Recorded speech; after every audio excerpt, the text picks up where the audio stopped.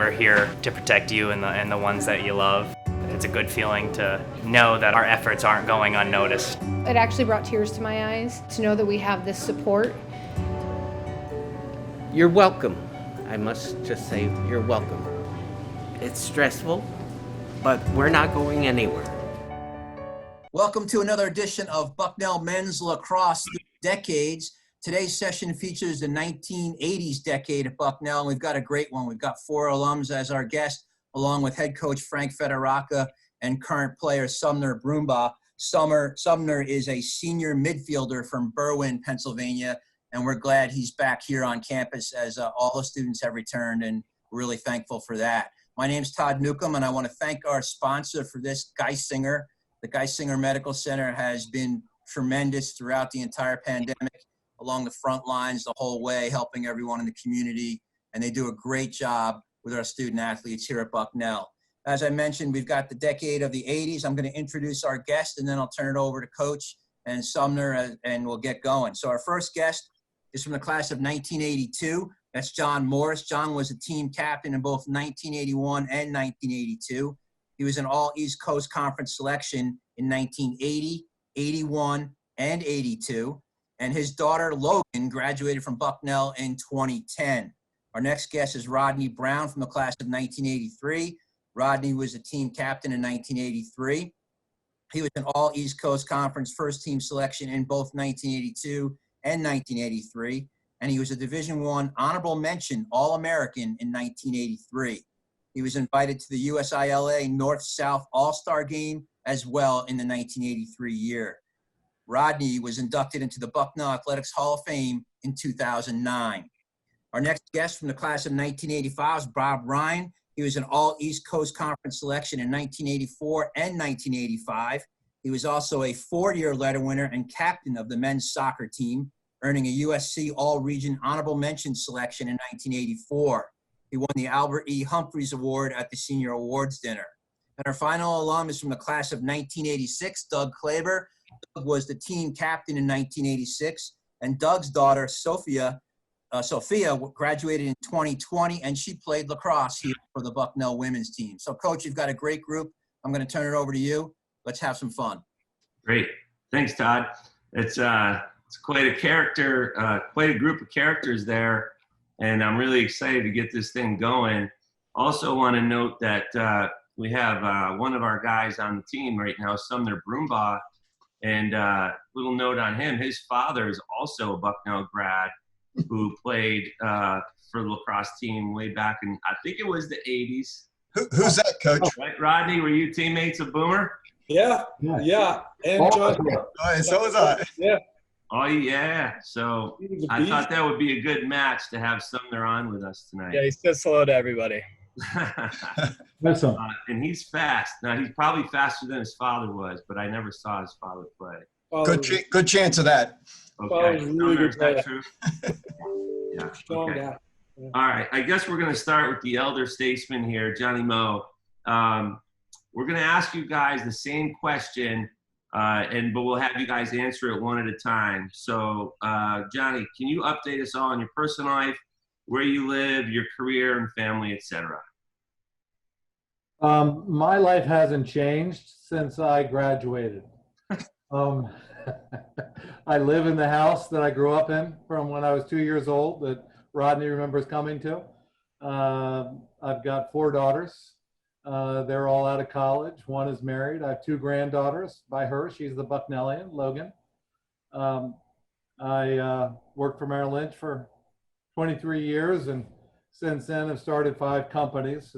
Had got all range of grades from failures to A's in those, and I'm working on a C on the current one called 17 Asset Management and trying to move it up towards a B. I'm really comfortable in the C level as a student and generally in life, but I think a lot of people around me would like me to move it up to be a little bit better of a performer.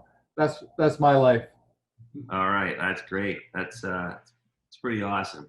I have to say, and married to my wife Susie of 37 years, who also graduated from Bucknell. Oh yeah. Oh, thank goodness Dude. you remembered that. Now you can actually have her listen to this. Yeah, exactly. All right. We'll go next with Rodney, our All-American over here. Hi, everybody.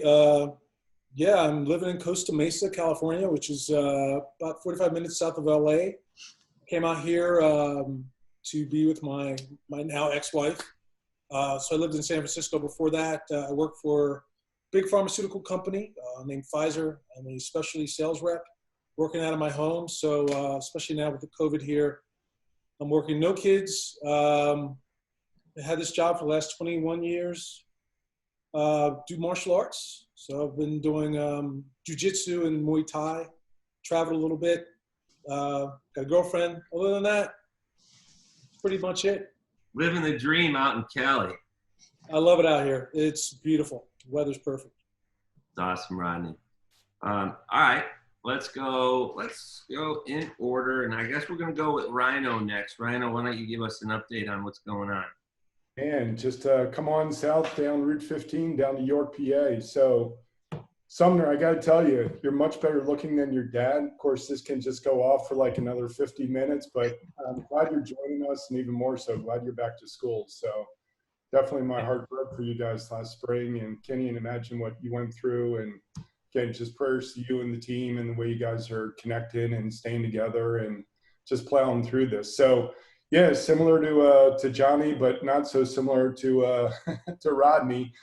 So I married my college sweetheart, so Cheryl Conrad / Ryan. So thanks for having her on the volleyball episode there last week, Todd. But yeah, we're 34 years. We too have 4 children. I had the 3 daughters, just like Johnny, but I kept trying until I got the boy. So we're up to 6 grandchildren, living the dream in terms of married the boss's daughter, family business. We're doing fantastic. So just the connection to Bucknell and this opportunity, Todd, really appreciate being a part of this. So thank you. Yeah, thanks, Rhino. All right, let's go with Doug. Doug.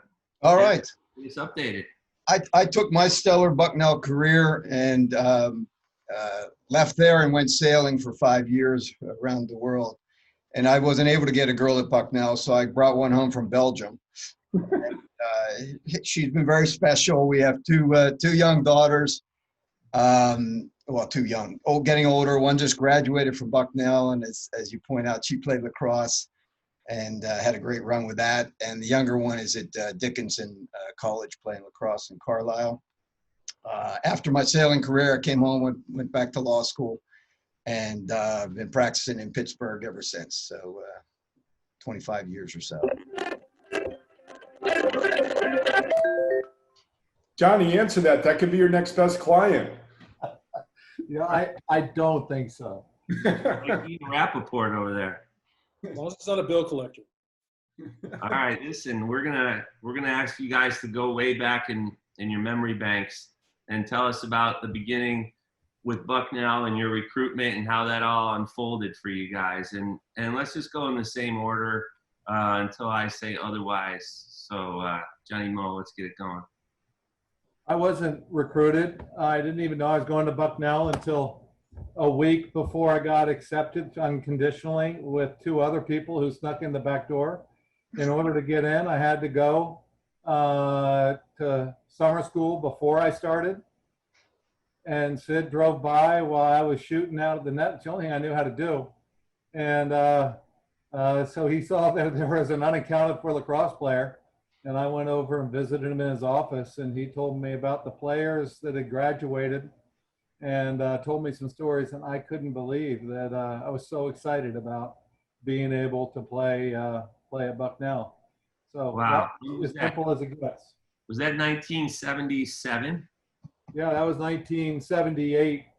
And so that was a good deal to get in. You know, now I realize the incredible unfairness and also the incredible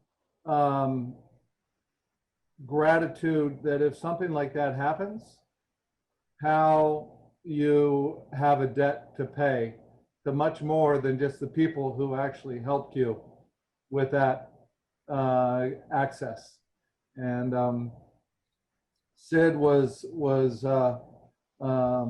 from day one when I met him to today, there's never been more of a prince of a human being and an ambassador of the world. So anyway, it was fun. All I wanted to do was play lacrosse, and my mother said I could go anywhere I wanted, but I was a terrible student.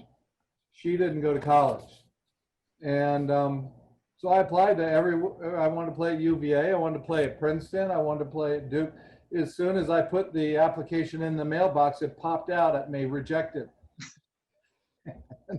And so as I went through that acknowledgement, I was pretty excited about the fact that UMBC and the coach there said I could come down and play.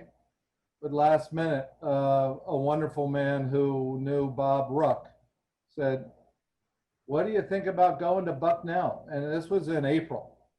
So, you know, April senior year. And I said, "I'd love to." And he said, "Come over to my house tomorrow and we'll just make a call." And he called Bob Ruck, who was 99 years old, and said, "I got a kid here. I don't think he's great in academics, but I've watched him grow up. I know he's a good kid, and I know he'll do really well by Bucknell if he can get in." And sure enough, I got penciled an application that night, and I was conditionally accepted a week later. So that was my recruitment process. And it was a defining opportunity for me to go to Bucknell in that situation. Wow. Well, it just shows you how important it is it's more about who you know than what you know, I guess, back in 1978. And you took advantage of it. So that's awesome for you and awesome for Bucknell. All right, Rodney, let's hear about your recruitment back in Baltimore, back in the day. Well, it's quite an honor to actually follow after an absolute holy terror, John Morris. So I use that term because when we went up to play Syracuse, I forgot the coach's name, but he wrote in the paper. They had some really good players, and John Morris was one who stuck out. And that's how he described John Morris and his shooting. So yeah, it's great to be able to here with you guys. I actually didn't get recruited. I had been recruited at Navy for basketball and Johns Hopkins for basketball, but went to Bucknell because of the academic reputation. Just showed up, didn't even know they had a lacrosse team, and just ingratiated myself in the culture. And didn't fare very well with basketball, but when I found out they had a team, I met Larry Fletcher and Chuck Apt and a couple other guys, and they just were so gracious and inviting that I decided to come out and play with them. And the rest is history. Wow. We got lucky on that one. That's two lucky ones. All right, Rhino, tell us about yours. Yeah, so Coach Fed. So going back to the day, I can remember the moment I got the call from Coach Jay. We had what would be a rotary dial phone back in the early 80s, and I think Sid still uses it if I'm not mistaken. But yeah, the phone call came. I remember it was like a 6-foot extended, basically umbilical cord. I remember my mom handed me the phone, and Sid was on the other end. He said, "Hey, Rhino, you got in, you're coming to Bucknell." And what was kind of fascinating at that time was I wasn't even sure if I was being recruited because I had played soccer all throughout my life.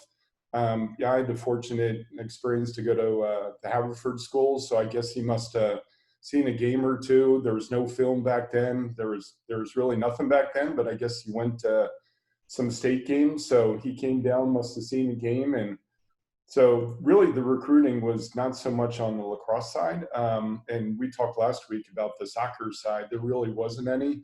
I was just grateful to be able to get into a school. I know I wasn't able to get into any of the others that I was hoping to get into. But man, to Johnny's point, what a blessing. Sid's been a dear friend since graduation. In fact, I think I love him more now than I probably did playing for him. But if there's one person that's spoken into my life and has directed my life to accomplishing things I never thought I could do, it's definitely Coach Jay. Wow. Boy, times have changed. I remember recruiting Rhino's son, Conrad, to Bucknell. We had lots of conversations, watched lots of games and videos, and that was a longer process for someone that ended up not coming to Bucknell. But it's amazing how it's changed so much. Yeah, it's got to be tough to be my son because he's not nearly as smart as I was. So, sometimes the academics, you got it from his dad. No, to be honest with you, so I'm going to jump in. So to Johnny's story, so my sophomore year, man, I had alphabet soup. So that A, B, C, D, I think I had every letter in the alphabet for grades. But now, if it wasn't for Coach Jay and just helping me kind of walk through my junior and senior years, I probably wouldn't be on this call today. So thank you. Yep. All right, Doug, you're up. All right, I was on the recruiting budget savings plan like the other 3 out of 4 of us here, because I was not, either they didn't spend much on recruiting or well, in my case it really is warranted, but I was not recruited because I didn't play lacrosse in my high school years, and then perhaps because of that grade thing, I got sent off for a PG year at Mercersburg Academy where the fine Boomer Broombaugh played. And so I came to Bucknell. They had like a introduction meeting the first week of all intramural and varsity sports. It was down in the field house. And I got my courage up and I said, well, I'm just going to walk up to Sid's office afterwards and say, hey, I'd like to play lacrosse. And it was a very defining moment of my life. I remember exactly what I was wearing. I probably had an accident or 2 in my pants. But, I said to him, I'd like to play lacrosse. And he just looked at me with this blank stare and just, uh-huh. And I said, well, I played a little bit in high school, uh-huh. And so he didn't have to see me shoot or anything, because if he would have seen me with a stick in his hand, he probably wouldn't have let me get on the field. But he did tell me when the first practice was. And I showed up, and then for the next 3 weeks, when the 3 levels of cuts were coming, every time I thought that was a cut board for me. And knock on wood, it just kept running hard and trying to not impress him with my left hand. And he kept me on the roster, and it's been a great ride ever since then. And I can tell you, going back with the daughter, Rhino, you missed the boat there. You should have sent a kid there to relive it and get a little younger. Johnny Moe sent back a child, so at least you could go relive it. But to go back with lacrosse is just a priceless experience. And we're all paying a whole lot wherever the kids go. But boy, you put your kid there, and it's just tremendous value added. So, including seeing Sid all through the years. So it's been a good ride. But that's great, Doug. That's a nice pump for Bucknell too. And I am curious, where were the tryouts held, and were they held in the spring or the fall? They were in these. We had a fall workout session. In the spring, it was more a tryout if you could shovel the parking lot at the church across Route 15. And I guess I passed that one too, because he kept me on for the spring season. Okay. All right, now I think, is Sumner asking this next question, Todd? Okay. All right. Should we just go in the same order that we were doing it before? Yeah, sounds great. Okay, so first of all, thanks for having me, guys. Really appreciate it. So my first question here is, what advice would you give me or any of the other players that are in our program today about the college lacrosse experience at Bucknell? Sumner, I just like to echo how much I love your dad. And the amount of happiness and laughter he has brought throughout my whole life is worth more than anyone could pay for it. And the amount that he just loves people is incredible.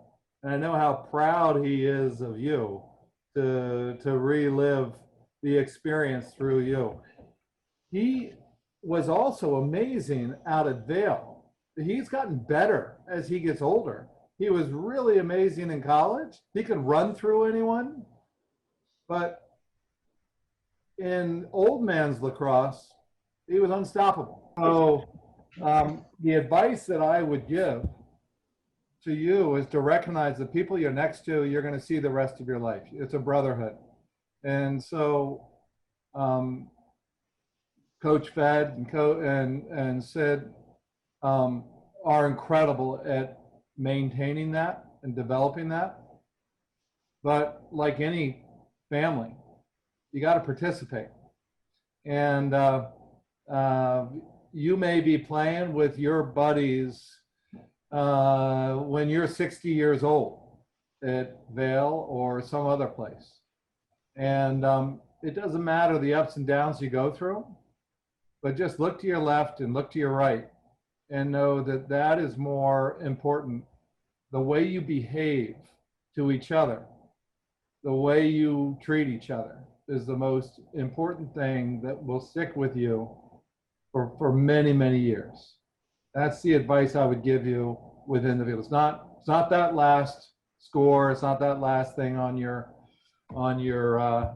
resume, but it's how you lift up or pat the back or be there for a colleague. Awesome. Thank you. Hey, Summer. It's nice to meet Sumner or Summer? Sumner. Sumner. Mm-hmm. It's nice to meet you. I remember your dad fondly. He was quite a character and quite an athlete. Really enjoyed playing with him. And please give him my best when you talk to him. To answer your question, I think lacrosse being a team sport, it's what you all collectively put into it. Bucknell's a very unique program. We're in such a great position because we've got a great coach, great surroundings, great foundation, and you're competing against schools that have a huge tradition of lacrosse. So we're kind of like underdogs, but there's just a huge opportunity to go up. And so just with that in mind, just have fun. Have as much fun as you can. This is the best time of your life. I mean, you're in great shape, you look good, you're smart, you're surrounded by beautiful people, and you have a chance to like just be a kid. So I would say embrace that. And then if there's an opportunity to lead, I think one of the best things that I learned after school was learning how to be a leader. Learned it through work and learned it through playing on some club teams. And I think the sooner you can start to take some leadership qualities for yourself and spread that to your teammates, I think you'll find that you'll see life a lot easier to deal with. And with that, part of the whole thing about being in a team sport or any kind of sport is that you have to learn how to win graciously and also to lose graciously. So at Bucknell, we learn how to lose a lot, but it never took it well. But we also learned to win graciously as well. And I think that's a huge message and a huge thing to try to learn and try to deal with, because when you go out in the real world, you've got family, you've got work, being an adult, a lot of those qualities and things that you will learn translate into that.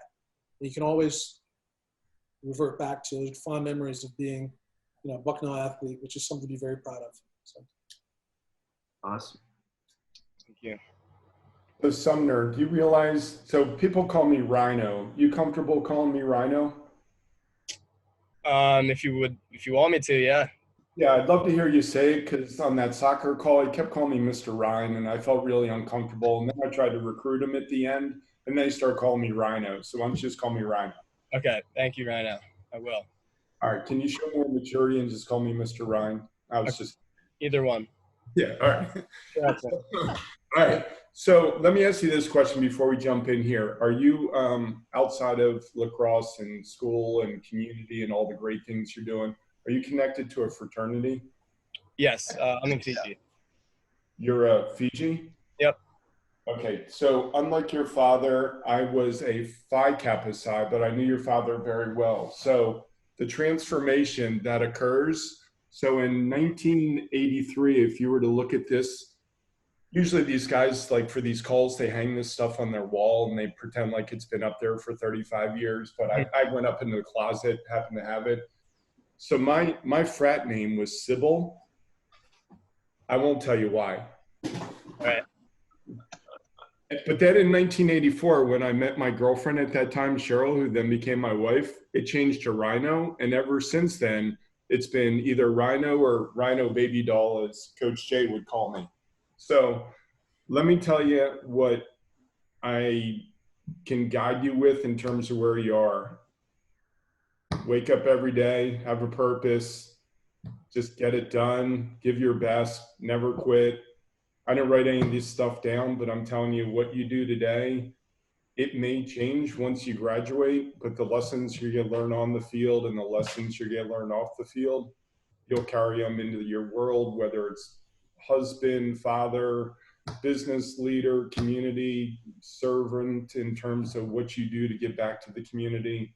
But some of my closest friends were in my wedding, and I just happened to get married right out of school. So, you know, All-American Tommy Cusick, who I think's on his 4th honeymoon right now, couldn't join the call. But anyway, you know, Q was in the Rhine wedding party. Billy Klein was in the wedding party. So, I mean, these guys are not just teammates, but they're lifelong friends.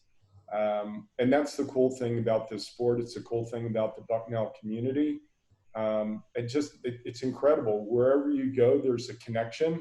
So I'm going to talk about you for a minute, Sumner. So I understand you might do some skiing. Don't tell your coach, but do you do some skiing at all up in the Poconos? I used to, yes. Back in high school, I used to ski. Yeah. So up on Lake Wallenpaupack last weekend, up doing a little bit of water activity, and the guy pumping the gas is like, yeah, so where are you guys from? And I heard you're from Philly. And I'm like, yeah, I grew up on the main line, went to Haverford. He's like, oh, I know some people on the main line. Do you know a David Broombaugh? And I'm like, man, that name sounds familiar. And I haven't heard your dad's name in like 30 years. And I'm like, Boomer? And he's like, yeah, Boomer. So like, you've got a great family heritage. I'm sure I'm not the first one to tell you that, but just enjoy what you're doing, give it your best. And again, we're very proud of you and the whole COVID thing and what you're experiencing. I mean, none of us have ever experienced anything like it from a leadership standpoint, but you're going to learn lessons that you'll carry forever through this, and you're going to get through it. So way to hang in there. Thank you. Hey, Sumner, I could tell you, I guess, reflecting, without question, 25 years ago, none of these three guys had anything near this wisdom. So they're giving you some great advice. I'm going to try not to step on the toes, but it's amazing how we do change, although Ryan looks about the same. So the one thing I was going to kick in was, as far as the lacrosse experience, the Bucknell experience, wear it as or carry it as a load of pride. Not so much arrogance, but it's pride. And you by now as a senior know how much more work you're putting in than the average academic soul or only academic soul at Bucknell to play a Division I varsity sport while balancing the academic side. That to you, okay, maybe you have a little pride from that right now, but going forward in life, you hold on to that nugget, that piece of pride or that burden, if it is a burden, that blessing is something that's going to return so many dividends to you, whether it's networking in the office, networking professionally, on vacation, skiing at Lake Winnipesaukee, wherever it might be. It is just a great thing to have. No one can take it away from you. There's only a select few number on the planet who get to do it. But I think all these guys would agree, whether you're in Vail or California or East Coast, you know, the fact that you played Bucknell lacrosse and succeeded at such a high level is just priceless. So just take that with you. As Johnny Moe says, it is a fraternity, and we now have heard that you've joined what you thought was the best fraternity at Bucknell, which I would say agree, it's Fiji. But you can consider lacrosse is certainly another fraternity, and it's another whole group of solid characters. So take that with you. Yeah, your father, his real failing was he almost joined Fiji. And there was a guy that was rushing him really hard. And that was the only real disappointment I had in him. I think he's been disappointed all of his life. And I'm just so glad that you've redeemed him properly to be a Phi Gamma. That's great advice, gentlemen. We're going to keep moving on here. All right, so we'll go right in order again, Johnny Mo. But obviously you played, we've talked about it, Coach Jameson, Hall of Famer at Bucknell, and actually lots of different Hall of Fames back at his alma mater in Central PA and Western New York Hall of Fame, and I mean all sorts of U.S. Lacrosse Hall of Fame things. Can you share a Coach J story? And then, you know, I mean, I know you guys have all mentioned what kind of impact he's had on you guys as people, but maybe that's intertwined with that. So, and you can only tell one because we can't be on this for 3 hours. I was going to say, how long does this go? 20 by each of you guys. Now, he truly is a legend in so many ways. Not just his years, but his commitment to diversity long before a lot of predominantly white kids going to Bucknell understood what diversity really meant. And I think his and he himself being the only indigenous American coach, Division I in those days. But he was such a great example to us all, but he also looked for the diversity in each of us and brought that out and made us understand. Like our little lacrosse team was a combination of all different religions and colors. It wasn't as diverse as it should have been, but it was, I think it's as diverse as it could have been in those times. And he really brought that he met us where we were. As much as we could understand, he brought us closer to an understanding of that. And so the one story that I think is just kind of shows who he is, when we started a Trenton Bridge lacrosse program in Trenton for people in Trenton, and it was 95% African American about 20 years ago. Sid came 2 years in a row to talk to those kids and talk to them about how it was a substitute for battle and how it was created or invented by a guy, the modern day lacrosse, by basketball player, but then he also explained the Indian heritage of it being created by the great creator, and that we all had that spirit, whether it was your opponent or your teammate. So you needed to love the sport and you needed to love your opponent. And it meant so much to those middle school kids in inner city Trenton. It was amazing. And it just, all of the great laughter that I'd love to share and all those stories of him throwing his hat down or screaming. But that really, to me, was a highlight. And I know it was 20 years later, 30 years later, but it really characterized him to the T, I think. Thanks, John. Great. I agree 100%. Coach Jameson was extremely unique. When I first met him, he was just this, he's just an unassuming man, very humble, which I think is really hard to find in today's world. Mm-hmm. Humility is one of the characters that I really admire in a human being. I think it says so much about someone who can be introspective, and that's Coach J. Coach Jameson is full of life. And to this day, even though he's halfway across the country, I feel his energy. I think there's a part of him in me. I'm very proud of that. I will never forget him. He's done a lot for me. I always get a little quivering in my nerves when I start talking about him because he means a lot to me. I will go to my favorite story about him. And it's unfortunate that not everybody had a chance to play for him. I think, he would push you in certain ways to get the best out of you. And this is what's so great about this story is we had a regular practice. I think John, you were probably there. And Coach Shea found out one of the attackmen, I'm not going to mention his name, was partying. He was a brother of mine at Phi Psi. He was out partying the night before practice, and he got lit. I don't know what he was doing, but besides drinking, but he came to practice one day, and I guess Coach somehow knew he was out having a good time the night before. And we had this drill where he just took the ball and threw it to somebody on the field when we were all scrimmaging. And then when she got the ball and started to play, he'd stop, blow the whistle, and throw the ball again.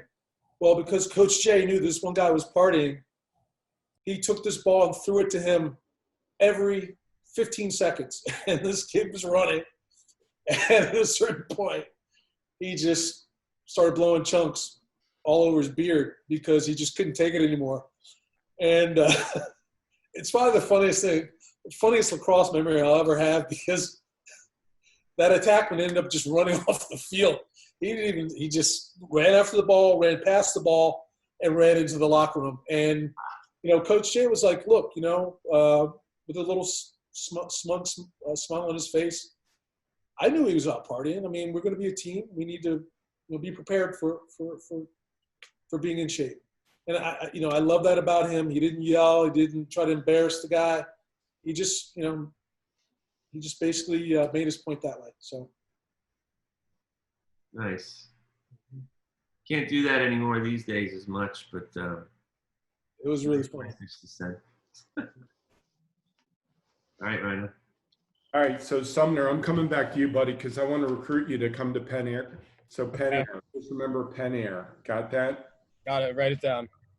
This is better than all the advertising. And by the way, I want to say thank you to Geisinger. So Geisinger is unbelievable. Just understanding what they've done through this experience with COVID and all the heroes there. I mean, this is fun what we're doing, but they should be celebrated, and they are the heroes. So again, thanks for recognizing them in this. So Sumner, check this out. Very top row. I'll just put my finger here. Here, let me explode it for you. So there's a person on this call right now. Now, the question is, there's a nickname, Rodney. You're you're All-American. You walked on water in the day. You probably still do today. I looked up to you as being the all-time greatest. I don't know what that nickname represents. Maybe that's an awful. Johnny Quest. Johnny Quest. Remember Haji, the Indian kid? I don't even remember what I had for dinner at 4:30, man. I'm going to bed at 8 o'clock. I got glasses on. I'm an old guy. That's the nickname. All right, my other thing I got to make sure of is we got to rotate this because Johnny's too eloquent and Rodney's way too exactly. I need to look really good following Claber because he's just a character and he hasn't changed in 35 years. So anyway, so here's my Sid story. So I had the very difficult conversation with Sid, and it went something like this. So my freshman year, I came out of the Haverford School, and today it's the same way. There aren't any girls in the classroom. So from 7th through 12th grade, guys in the classroom, and fantastic institution, blessed to play soccer, lacrosse, and head off to Bucknell. So I played soccer my freshman year. Also, Rush became a Phi Kappa Psi. And so I made a decision that I wasn't going to play lacrosse my freshman year. And I remember calling my mom and dad, telling them that, hey, soccer's over. I'd really like just to be a student athlete, which was a lie. I just wanted to party and maybe go to classes, but I didn't want to invest in another season. And it was hard work. It is absolutely today, but back then it was hard work. So I just remember my father saying, look, it was Coach Jameson that called you to say that you're coming to Bucknell. You need to go and you need to meet him face to face. And I do remember having a conversation with Coach Jay. He'll probably remember it different because, just age, and he doesn't remember all of that kind of detail.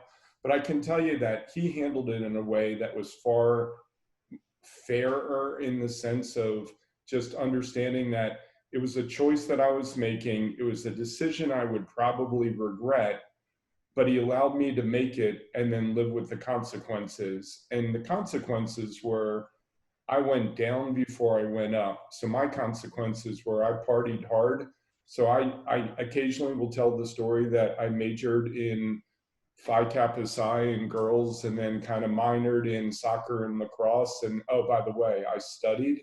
But the truth is my grades went from being whatever they were average to below average to I spent summer school at the end of my sophomore year with, at that time, the goalie, Brian McAdams, who was a fellow roommate in summer school. And so I just started shooting on Wolfie, the goalie. And so as we were shooting, Coach Jay was around, saw that I was shooting on him, and he never came back to me and said, Rhino, you should play. But my junior years, when Cheryl came on campus, and really she started to align me to, hey, you're here for a purpose, and that's to study and then to play sports. So when I finished playing soccer, I really didn't have a desire to play lacrosse, but it was kind of weighing on me. And what happened was I lost my best friend that January of my junior year. He was hit by a drunk driver as he was driving back to college. And again, it was quick, it was unexpected. But through that experience, Cheryl said, you know, Pearl would want you to play. And so I remember approaching Sid and just saying, look, I probably won't make the team and you probably don't want me back, but I'd really like to come back and I'll just work hard and you tell me what to do from there. So he was kind enough and gracious enough to allow me to return. The guys on that team, many of whom were fraternity brothers, were very encouraging and allowed me again to just work like they were working. And it was hard, but I can tell you it was the best life lesson that I ever learned, and he allowed me to make that decision. Awesome. Yeah. All right, Claber. All right. Yeah, you're right. Johnny Moe starts off with the eloquent things, but he's my grandpop in the fraternity, so that's why it's lined up that way. But two things on Sid. I echo everything that's been said. Great man. He's left a tremendous mark on the world, especially the world of lacrosse, but just generally on the world. The two lighter comments I'm going to make are going to be dated because Fed has probably never said in his long career at Bucknell, put it in your left to any of his players, because you watch lacrosse now and it's just an extension of both arms. And if you don't have a left, you're playing field hockey or something. You're just not there. But that was one that I just remember echoing in my head, perhaps because it terrified me because I didn't have a left. And I think one of my legs is shorter than the other from doing circles around to the left so much to avoid using my left hand. You just take it around with your right. But that's the one that remembers. The other one that came to light in talking to some guys was that the word face guarding didn't exist back then, or at least I never heard it. And so Sid's line was, look, if there's some attacker like Johnny Moe, with a special shot, you're like, look, if that guy goes to the corner like he's going to get a hot dog on the field, you go with him and you put the mustard on it. You don't leave him alone. So it was that is now translated into one word, face guarding, but that was a Sidism that just one of the many chuckles we got with the man, and to enjoy our time. So he should be on this call, actually. Yeah. Well, he's going to join the guys from the 60s. Oh, is he? Oh, okay. So, yeah, otherwise, we'd be on this call for 3 hours, guys. You guys know that. You know that. That's right. But we're getting a lot out of this. This is amazing. I am going to skip question number 4 in an effort to keep moving along. And I'm actually going to reverse the order. So now the youngest guy out here on the call, Claber, will answer this first. So what's your most memorable experience as part of the Bucknell lacrosse program? I touched on it earlier with the recruiting. He left a great mark on me, and it's just been a mark for life about walking on and carrying that edge with you, whether it's professionally or whatever. That was a great mark. The other thing that it is kind of a mark of my time, but the fact that we're on this call and there's how many people here who do have kids going back to Bucknell or have continued the experience with Bucknell, and some more more directly with lacrosse, like Boomer's son in Sumner, almost Bob Ryan's son. And, but even you, Frank, you know, your daughter's starting there next year. And I think that all speaks for itself right there. I mean, that's the gem of the Bucknell lacrosse experience, the Bucknell experience that so many people turn around. I'm sorry, you got Todd there too. He's got a football player on the team. Right. You know, that doesn't happen by accident. It doesn't happen everywhere. But boy, it's just a great thing about Bucknell, and keeps it tight. So that's my other memorable experience, among many more. Yep, and that's great. You've done your well. I've seen you at the women's lacrosse games, Doug, because your daughter played, and my daughter's actually going to be a freshman this year. But my son just finished playing. Well, he's coming back for 5th year. I didn't want people to think that you got it wrong, and that my daughter's going to Bucknell. But you're right, my daughter and my son. I apologize. I only see he and Sumner. I only run into them in the library. I didn't see him at Super Saturdays or anything like that. I don't know what they were doing. So That's right. All right, Rhino, you get to go after Claber for your request. Yeah, so a couple of memories. I mean, there's some that definitely stand out. So I don't know where that hat resides, but man, he had a beanie hat that, I don't know if he had food and drink and anything else in there, but that hat from the 80s, memorable. That orange car, I'm sure Rodney will be able to tell me the make and model, but I think for my freshman year while I was pledging and probably being, well, I'm not allowed to use any language related to Phi Kappa Psi, but let's just say it's probably encouraged to try to pick up his car and put it in the dumpster. You know, I can remember the $5 bills and single file off the bus heading into McDonald's back in the day when you could get a meal and still have change to hand back to them. But I'd say the most memorable really happened after Bucknell. And again, it just goes to the character of the man. So when my son was born, it was at a time in York where lacrosse was not formally moving. And I've always had a love for the game, but I was also at a time in my life where I thought I would just want to get into coaching.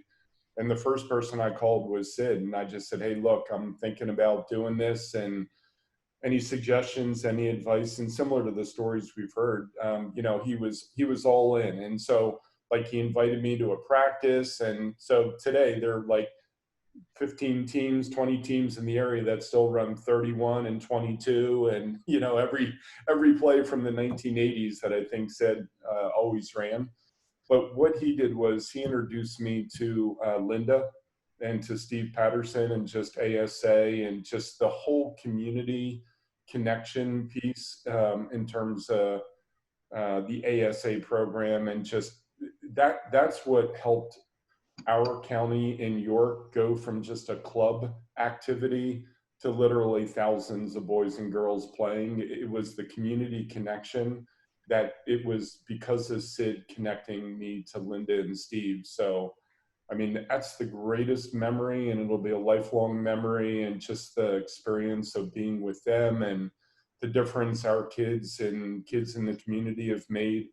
They're young men and young women who are now serving because of those experiences, and you can trace that all back to Coach Jay. Wow, and I do want to mention, I was going to try to figure out when would be the best time to mention this for the call, but Bob Ryan is pretty much the founder of the lacrosse that's in York, Pennsylvania now, and he was, you know, worked very, very hard to get support and have other people get involved in coaching and start programs up, and that is extremely hard to do, to start from scratch. And I do know that Bob is, if not the biggest part of it, certainly one of the founding fathers of the York area lacrosse, and it still grows today. And so, yeah, I remember that when that was going on, and yeah, that's all good stuff right now. Thank you. Yeah. So we don't have a whole lot of time. So before I go, I just wanted to thank Todd and thank you, Coach, for putting this together, and thank you guys for coming along. And Sumner, it's nice to meet you. I'm really, like I said, honored to be here. I will say my best moments were probably two or three. I got to tell you, when I came in as a freshman and looking up to Johnny Moe, I had a huge man crush on John Morris before it was actually even a thing. I've never seen a left-hander. I've never seen anybody as strong other than Dave Broombaugh as Johnny Moe, or with a shot as hard. Looking up to like I said, the underclassmen like Stu Berger, upperclassmen like Stu Berger and Chuck Apt and Larry Fletcher. I mean, just and who's the other guy on the attack? Rob. Anyway, I'll remember his name later. But those guys were something to really just look up to. Rob Mathai. And I just love the feeling of being a 17-year-old or 18-year-old surrounded by people who love to do the stuff that I love to do. And they were just somebody I could follow and just be a part of. So that was great. I think assisting a win to, I think it's Bobby Klein. Is it Klein? Billy Klein. Bill Klein. Billy Klein, yeah. When we beat Gettysburg. Now, we were up big, beating their butts. And I started talking smack, which was really stupid. They came back and tied the game, and we had to go into overtime and win. Same thing with Drexel. So lesson just to not be a big mouth like me. Be as gracious and humble as you can. Embrace everything. But, all of it, life lessons that will take you as you get older. And Coach Jameson's a big part of it, and I'm just sorry he isn't here. But, again, thank you all for putting this together, and thanks for the opportunity. Yeah. All right, Johnny Moe. You're muted, Johnny Moe. You're muted. Unmute yourself.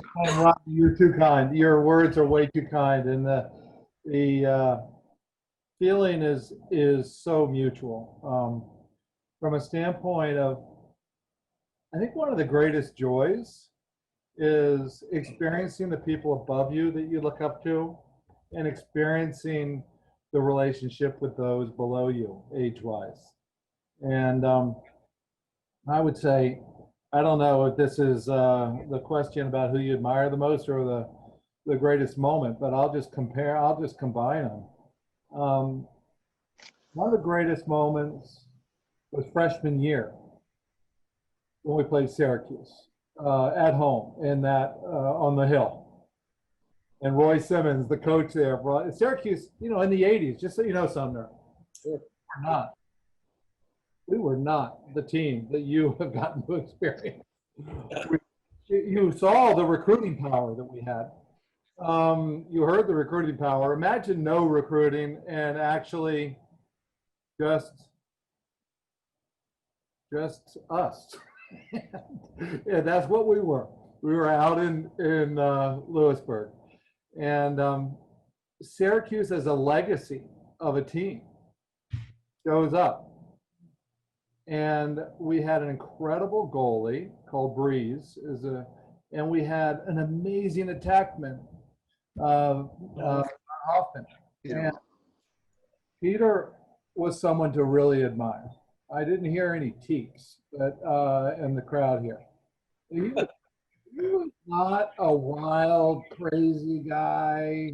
He wasn't ever looking for anyone to point out how much fun he was having.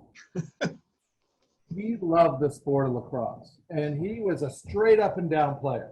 His stick just was right next to his body, and he could throw the ball. You didn't even have to have your eyes open. You just had your stick. You could run towards the crease and have your stick there, and someone could say swat, and you could swat, and it would be there right at the right moment, because he could put it wherever he wanted to. And so senior year, his senior year, my freshman year, he had hit me twice and I got two quick sticks, and there was a minute left, and I just hauled off with no angle and got it in as a freshman, and we tied it against Syracuse. And I've never shot. I'm a midi. I've never been in no angle, but I'll shoot at anything. And I had the ball, and I just figured I had to shoot it. Somehow it got in. That moment. Now, we went on and lost in overtime, but it was Syracuse, and we had never gotten so close to a top 5 team. I don't think ever. That was such a highlight. And then And then the next couple years, I would just say, kind of going back to Rodney, watching Rodney run down, you didn't have to have a clear. You would just give Rodney the ball and he would run. There was no one that could touch him. Just watching him majestically go through the field. It's like what they did, the paintings of the American Indians playing lacrosse, the majestic ball play.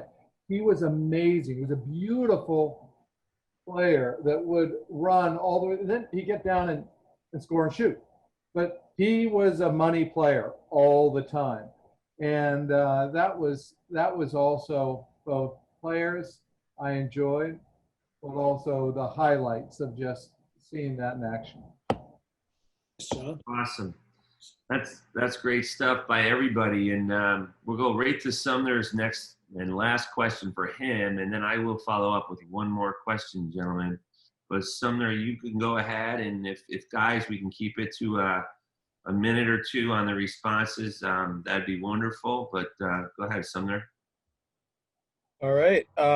So what advice do you have about networking and finding the right job after Bucknell? Which order are you going? Let's go with Rodney first, and then it's going to be Kleiner, and then Claber, and then Johnny Moe. So Reiner, not Kleiner. I would say, as long as you're doing what you love, everything will fall into place. Bucknell gives you the preparation you need to do anything you want to do. You got into the school because you did something right. So whether it's your networking or whether it's, your academics or your charisma, whatever it is, you need to use that and just follow the path with what you want to do. Because that's the most important thing. And then, once you know where you want to go, everything's going to fall into place. But you have to work hard. I've busted down a lot of doors, been unemployed, done a lot of stuff. But, I think that grit to work hard is instilled in me. And I'm sure you'll have it being a lacrosse player and you'll find success. So that's the best I can say right now. You? All right, Rhino. Yeah, so since this is Kleiner, Kleiner would ask, hey, Rodney, I'm just curious. What? Rodney, do you sell any of the purple pills and do you have any samples? Because Claber sent me a message asking for samples. I actually used to sell it. It's generic now, so it's really cheap. All right, Claber, you got that then? This is Kleiner, so let me get Rhino back on the line. Okay, thank you. Yeah. You guys are killing me.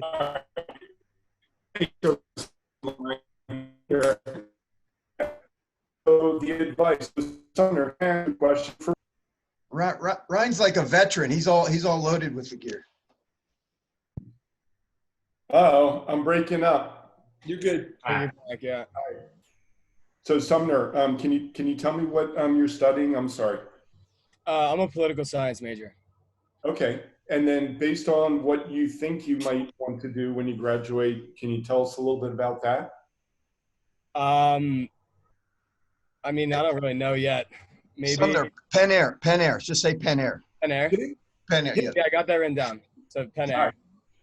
All right. So Sumner, you just make sure you connect with me. We'll make sure that your path, I don't know, I won't speak for the group, but when I look at Claber and I'm hearing he's an attorney, it's something. I don't think he had the vision of being an attorney as he was walking out of Bucknell, nor was I going to be leading an industrial distribution company. But the fact is, you'll figure it out. And when you figure it out, it's going to be through the relationships that you've established through this community.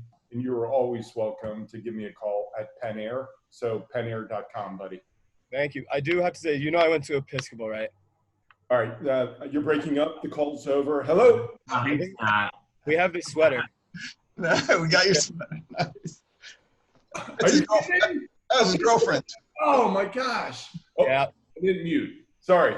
All right, Sumner, I'll pass along some good advice I got from two good Bucknell parents, God rest their souls. But they're another Fiji and a Alpha Chi, both my parents. But I was always raised with life's a marathon, not a sprint. So you make sure you find something in your time on this earth that you like to do, because if you don't like doing it, it's a long life and not a fun life. the other part of that is never be afraid of whatever you find first. Never be afraid of admitting you were wrong and going to chapter 2. I happened to actually find the best thing I could do by racing sailboats for 5 years around the world. I found that first, and I made the mistake of saying, no, I made a mistake. I need to go to law school. So I did a little of the reverse, but you're bound to have your first career move may not be the last. And don't be afraid to find what really strikes you to the core and move from there. Awesome. All right, Jeff. Is it Sumner? Yes. Work, get a job, and work really hard. Like, just don't bullshit around. I would focus more on ground balls than I would on, scoring. And any employer that knows you're going to be getting the ground balls is going to keep moving you along. And getting the job is not a problem for the most amazing species in the world, which is the Bucknell lacrosse player. That is the male Bucknell lacrosse player is the highest species known to man. So, like, don't worry about getting the job. What you do is you go and you figure out who has jobs that you like that were lacrosse players, and you call them and say, I'd just like to talk to you. I'd like to get your advice. And they'll say sure on LinkedIn. Then you hit them again until they talk to you. And you get enough advice from them, they realize you want to work hard, they're going to hire you. But don't call them and say, how do I get a job? Don't call and say, can I get a job? Do you have a job for me? Take the time, do the ground balls. Take the time and call and learn from them. And then because you're learning from them, they're going to want to either find you someone to help with or hire you themselves. And then when you get there, work your ass off and then decide if you want to keep doing it. You've got it in your blood, I know. So just get the job. Get the job you want. And working is so much fun. I mean, it's the greatest thing. It's pretty close to lacrosse when you find something you like. And please call me. And I've had a lot of different jobs, started a lot of different companies. So I would love to give you some viewpoints on anything on the financial world, what it means. Because a lot of people think it's cool. I want to be a hedge fund guy. I want to be a private equity. I want to be an asset manager. I want to be in wealth management. They don't even know what it is. They don't know what it's like. I want to be a doctor, but they don't know like what kind of different type of doctors are different. So I don't think you should be a lawyer. I don't think you should be a doctor. I don't think you should go to Penn Air. I don't think you should work with Rodney. I think you should find the right job. And the way you're going to find that is to talk to me. Got it. Thank you. Wow, that was a great pitch. Nice work, John. All right, I'm going to ask the last question of the day. And I know you guys still follow the program, but what's your opinion of the state of Bison lacrosse now? And if you want to, feel free to give me, the head coach of the program, any advice moving forward. But let's start with Johnny Moe here, and we'll move through. First thing is that you succeeded. You have succeeded so incredibly for a couple reasons. And I would just ask you to maintain that in the years going forward. One is you showed everyone in coming in and working with Sid. You worked with him, then you took over, and you took the program to a national success. But you kept Sid involved all along, and you've been able to meld the unrecruited 80s and through the stars of the new millennium. And therefore, you're on your way to creating the same kind of community that Sid has done. So I think that's the most important. You've shown it to all of us already. You've been able to bring in Sid, not bring him in and the right times and for the right things. You've shown them respect, and you've shown us all respect. And I'm sure that's the way it works on your field as well. Thank you. That's what I would, to me, that's a priority, whether you're in the top 10 or the top 25. Awesome. Thanks, Johnny. Yeah. Rhino. Man, I'm jumping in front of the All-American. Like, I'm on a call with Rodney. Like, I can't jump in front of the All-American. All right. So here's my advice. And you're already doing it, so I don't even know why I'm saying it. So, well, actually, I have to say this. I'm really pissed you didn't actually invite my son to be a part of the program. I just had to get that out there. But, hey, Todd, can you just wipe that off this recording? All right. So now that I got that out, and I do forgive you, it's okay. All right. So really, you are doing It's a nice transition, Rob. Yeah, you like that cover? That's good, yeah. All right. So, Coach, that's who you are. So you are taking a person on a journey, right? The definition of coach, point A to point B, and it's a person of value, and you are taking them. And what I've seen you do, you are transforming these young men into the people they will be 20, 30, 40 years from now. And we were all blessed to have the experience with Coach Jay, where at the time we never understood it, we never knew it, and we can now look back and say, yeah, he really was a hell of a coach, and that's what you are doing today. So just thank you for your leadership. Thank you for, as Johnny said, just honoring the history of the program and honoring the legacy, and also just probably putting up with Sid too, because it's a lot of stories. So anyway, you're doing a great job. Keep up the super work. Awesome. Thank you, Rhino. And I'm going to go with Claber now next. Yeah, my thoughts are based on my last 4 years of experience here with my daughter going to school there, because up until that time, I don't want to say we took it for granted, but we came to a certain level of expectation, having lived through it with Sid and then watching your successes grow. But the aspect of that was lost on me until I got to see the women's program was the bond that you two have been able to develop with the alumni and to keep everyone involved. To put a finger on it, the best I can do in the past couple of years is to look at it and say, the plus is the longevity that both Coach enjoyed there and you have enjoyed there. I don't know if that's by design, but we're very lucky to have that in the men's program. The women's program has had unfortunate turnover. Each one has been pretty good in their own respects, but if you're there for 2 years or 3 years, you cannot develop the camaraderie or the fraternity feel between not only the players of their own decade, but going back for alumni games with the guys from the 50s and 60s. They're lacking that connection completely.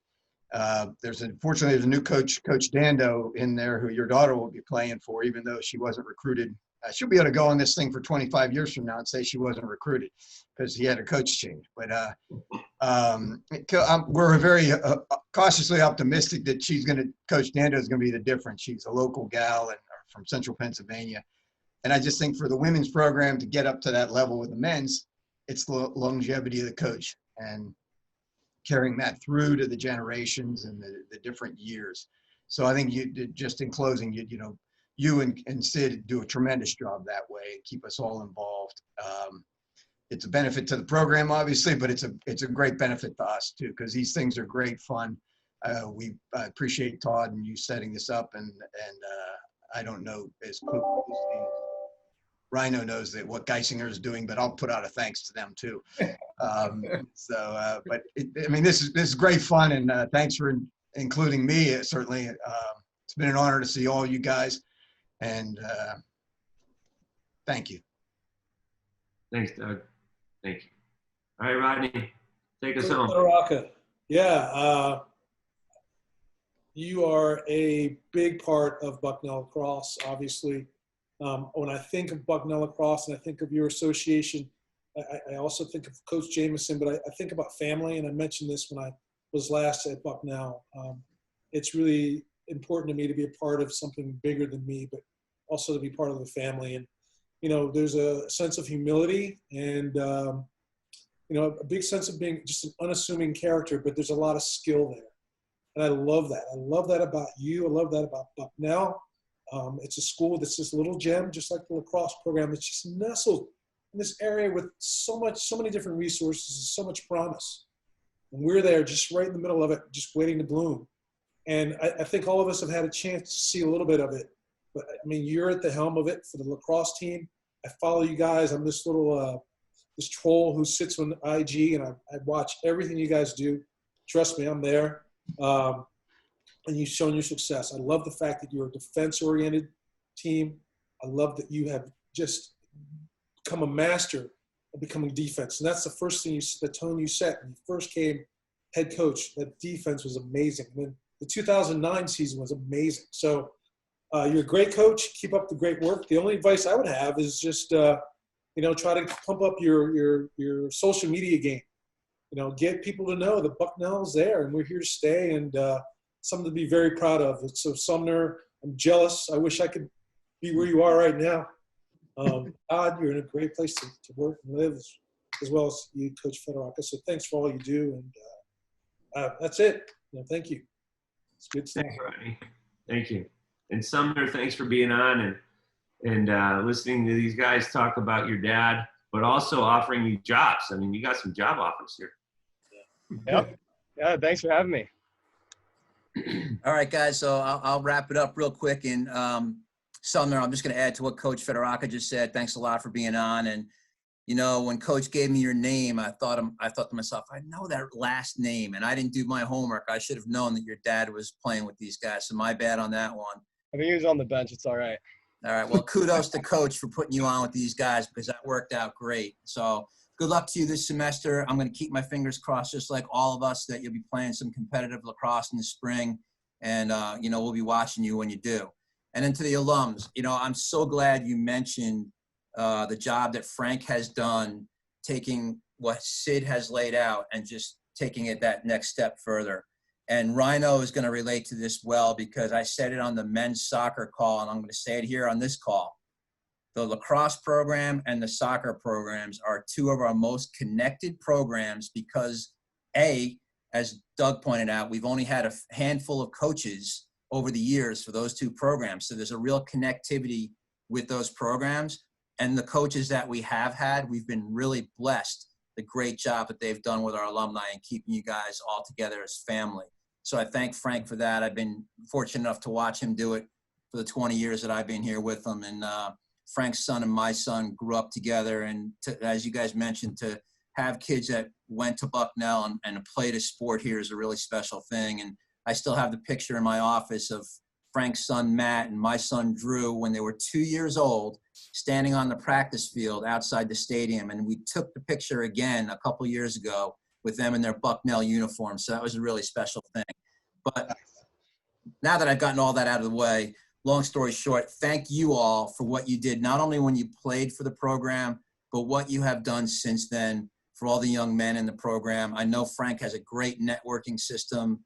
That's been a great thing as well. And it's really a program that others at Bucknell can look up to for doing things the right way. So thank you guys all for taking the time out to be on the call.